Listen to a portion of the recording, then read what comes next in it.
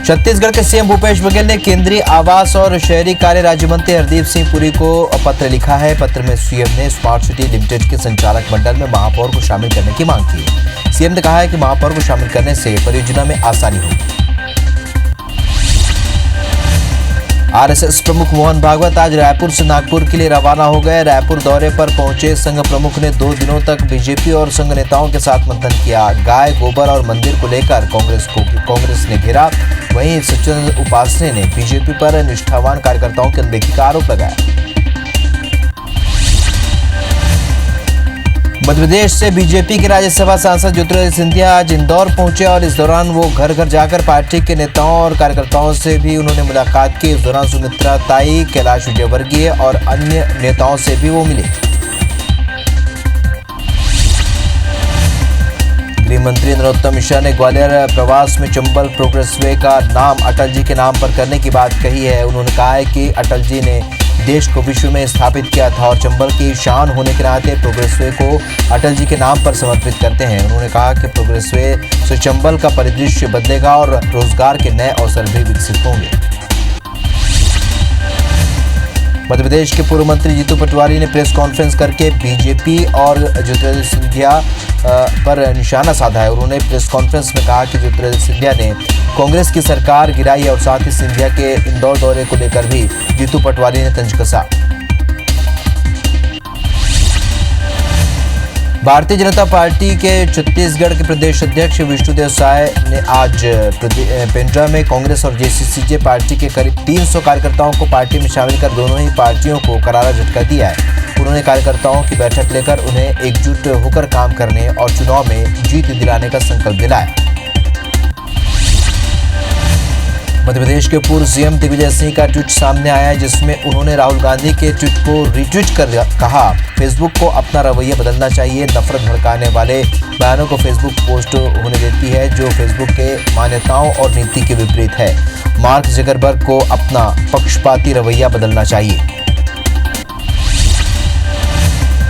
राज्यसभा सांसद और कांग्रेस नेता विवेक तनखा ने सीएम शिवराज चौहान पर निशाना साधा है। उन्होंने ट्वीट कर कहा कि साहूकारी कर्ज शून्य करने का सीएम ने आसान निर्णय लिया है। शिवराज अगर न्यायप्रिय हैं तो सरकारी और सहकारी कर्ज माफ करें और कोरोना काल में जनता को राहत दें। जांजगीर विधायक नारायण चंदेल ने राज्य सरकार की वित्तीय स्थिति को लेकर सवाल उठाया है। नारायण चंदेल ने आरोप लगाया कि कांग्रेस सरकार की वित्त व्यवस्था मिसमैनेजमेंट का शिकार है। 19 महीने के कार्यकाल में जिस तरह से सरकार की आर्थिक स्थिति खराब हुई है, उसे लेकर राज्य सरकार को श्वेत पत्र जारी करना चाहिए। उन्होंने सरकार में भ्रष्टाचार बढ़ने का आरोप भी लगाया। छतरपुर में बुजुर्गों के लिए चलाए जा रहे संकल्प योजना की जमकर तारीफ हो रही है। समाजसेवी अन्ना हजारे ने एक वीडियो जारी कर एसपी समेत पुलिस वालों की तारीफ की है। पुलिस विभाग बुजुर्गों की मदद के लिए संकल्प योजना चला रहा है, जिसके माध्यम से बुजुर्गों की एक फोन आने पर पुलिस उनके घर पर पहुंच जाती है और उनकी आवश्यकता की सारी चीजें मुहैया कराती है। छत्तीसगढ़ की भूपेश बघेल सरकार ने बदनाम हुई सरकारी निर्माण एजेंसी सीजीआरडीसी पर एक बार फिर से भरोसा जताया। सरकार के निर्देश पर सीजीआरडीसी लगभग 1530 करोड़ रुपए की लागत से 368 किलोमीटर लंबी 12 नई सड़कों का निर्माण करने जा रही है। इसके लिए विभाग ने ईओआई जारी कर बैंकों से 1225 करोड़ रुपए का कर्ज मांगा है। सीजीआरडीसी ने निर्माण कार्य 27 महीने में पूरा होने के साथ ही 15 साल में कर्ज वापस करने का दावा किया है। इंदौर में निजी स्कूल की मनमानी फीस को लेकर आज कांग्रेसियों ने प्रदर्शन किया। इस दौरान कांग्रेसियों ने हस्ताक्षर अभियान भी चलाया। प्रदर्शन में कांग्रेस के साथ ही बड़ी संख्या में अभिभावक भी मौजूद रहे। मरवाही को नगर पंचायत बनाए जाने की घोषणा के बाद अब कोरिया जिले के जनकपुर ग्राम पंचायत को नगर पंचायत बनाने की मांग तेज हो चुकी है। जनकपुर को नगर पंचायत बनाने की घोषणा प्रदेश के प्रथम मुख्यमंत्री अजीत जोगी ने जनकपुर प्रवास के दौरान की थी, लेकिन फिर सरकार बदल गई और एक बार फिर से स्थानीय नेताओं और ग्रामीणों ने जनकपुर को नगर पंचायत बनाने की मांग मुख्यमंत्री भूपेश बघेल से की है। जबलपुर हाईकोर्ट में आज फर्जी डॉक्टर्स मामले में सुनवाई हुई और फर्जी डिग्री लेकर इलाज करने वालों के खिलाफ हाईकोर्ट ने सख्त आदेश दिया है। हाईकोर्ट ने आरोपी डॉक्टर जितेंद्र वर्मा को आदेश देते हुए कहा है कि वो 2 हफ्ते में बताएं कि कैसे डिग्री ली। जमानत रद्द नहीं होगी। मामले की अगली सुनवाई अब 31 अगस्त को होगी। मध्य प्रदेश में रुक जाना नहीं योजना के तहत 10वीं में फेल हुए छात्रों की परीक्षा आज से शुरू हो गई है। वहीं 12वीं में फेल हुए छात्रों की परीक्षा दोपहर 2 बजे से शुरू हो गई है। बोर्ड परीक्षा में फेल हुए करीब 1.5 लाख छात्र शामिल हो रहे हैं। परीक्षा के लिए प्रदेश भर में 462 केंद्र बनाए गए हैं। कोरोना काल में स्कूली बच्चों के लिए चलाए जा रहे ऑनलाइन क्लासेस के मामले में रायगढ़ जिला पूरे प्रदेश में अव्वल है। रायगढ़ में अब तक 1,28,526 ऑनलाइन क्लासेस ली जा चुकी है और 10,68,000 विद्यार्थी लाभान्वित हुए हैं। सीएम ने स्वाधीनता दिवस के संदेश में इसकी प्रशंसा भी की है। रायगढ़ में कोरोना के लगातार बढ़ते संक्रमण को देखते हुए कलेक्टर ने जिले में 7 दिनों का पूर्ण लॉकडाउन घोषित किया है। सोमवार से रविवार तक लॉकडाउन रहेगा और इस दौरान दवा दुकानों को शाम 7 बजे तक खोलने की छूट दी गई है। तो वहीं सब्जी और डेयरी सुबह 10 बजे तक खुले रहेंगे। सरकारी दफ्तरों को भी आम जनता के लिए बंद रख दिया गया है।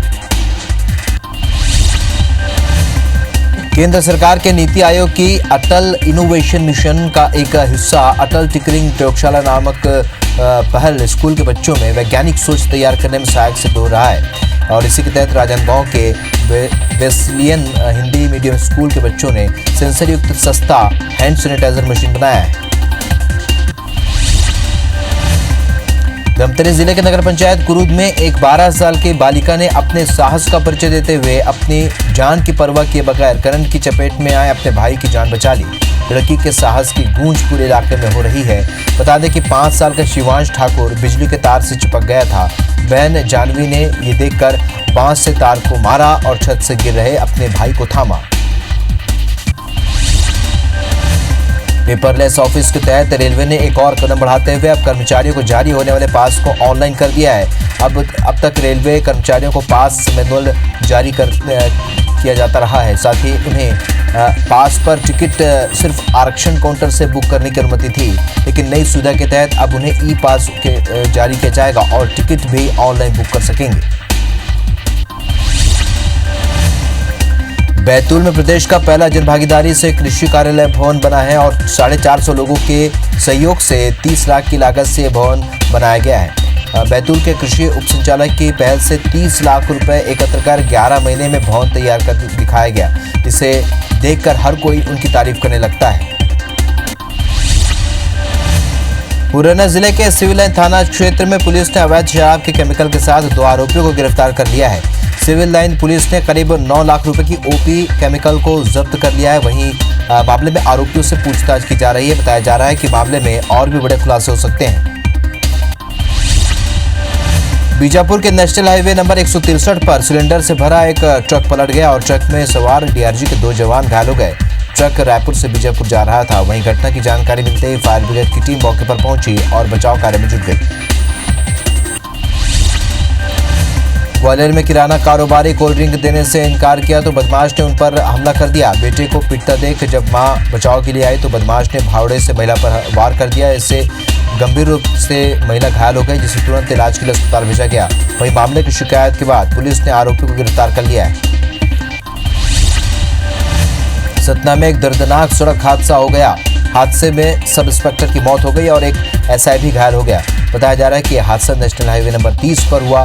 दोनों जवान ढाबे से खाना खाने के बाद वापस लौट रहे थे, तभी एसआई की बाइक को एक अज्ञात वाहन ने पीछे से टक्कर मार दी, जिसमें एसआई अंकित सिंह की मौके पर ही मौत हो गई।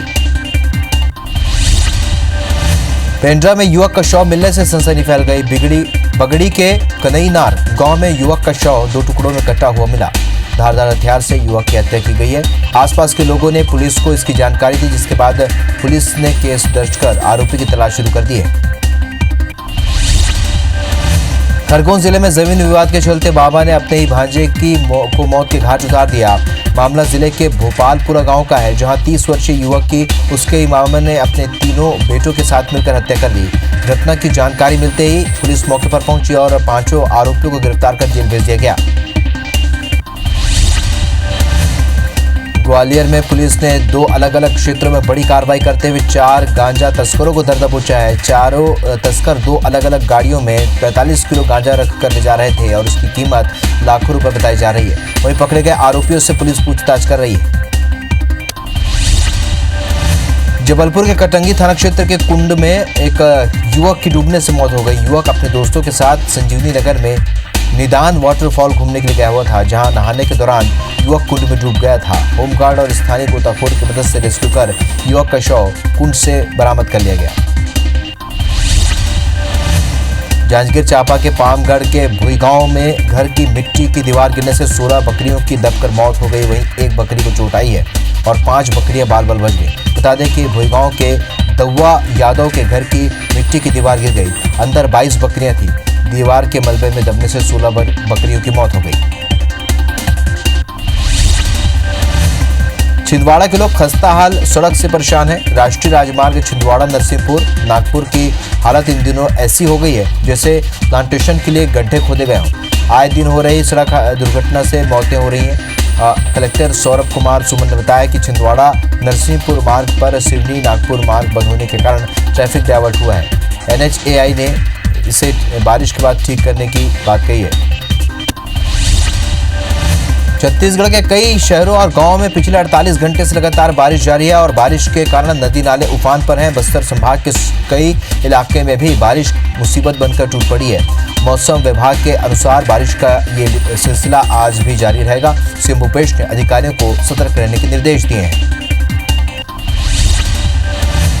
बलरामपुर जिले से विधायक और संसदीय सचिव चिंतामणि महाराज आज बारिश के हालात का जायजा लेने के लिए ग्रामीण इलाकों का उन्होंने दौरा किया। विधायक ने उफनती मांड नदी को पैदल पार कर ग्रामीणों के बीच वो पहुंचे और इस दौरान विधायक ने लोगों की समस्याएं सुनी और अधिकारियों को नहर का जल्द मरम्मत करने के निर्देश दिए। बिलासपुर में खूंटाघाट डैम में फंसे युवक का रेस्क्यू कर लिया गया है। बताया जा रहा है कि युवक ने डैम में नहाने के लिए छलांग लगाई थी, जिसका वीडियो भी सामने आया है। तेज बहाव के बीच युवक कई घंटों तक फंसा रहा। इसको SDRF की टीम ने एयरलिफ्ट कर बचा लिया। बिलासपुर के खूंटाघाट डैम में फंसे युवक को सेना ने रेस्क्यू कर लिया है। नदी के तेज बहाव में कई घंटों से ये युवक फंसा रहा। एयरलिफ्ट करने के बाद युवक को रायपुर लाया गया है। उसे इलाज के लिए रायपुर के एक निजी अस्पताल में भर्ती कराया गया है। जबलपुर में भारी बारिश से हालात बिगड़ने लगे हैं। तेज बारिश से निचले इलाकों में पानी भर गया है, जिससे लोगों का घर भी डूबने लगा है और सड़कें पानी हो गई। बारिश होते ही हर साल ऐसा ही नज़ारा देखने को मिलता है। नगर निगम ने बारिश को लेकर कितनी तैयारी की है, ये सारे नज़ारे पोल खोलने के लिए काफ़ी है।